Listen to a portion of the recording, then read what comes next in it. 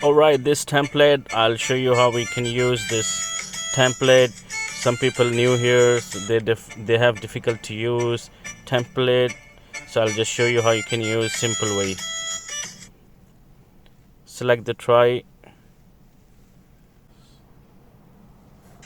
select.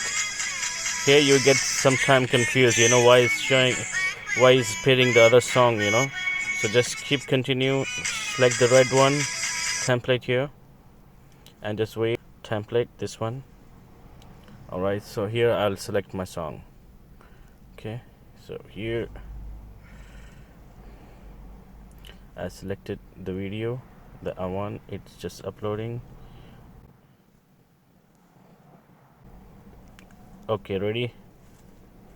So here you can see, you can feel like it's mute the song. There is no song. Just wait, don't worry, just select the export here, the export button, and just keep on.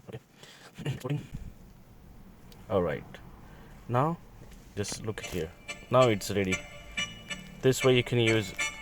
It's very easy to use. Try this now.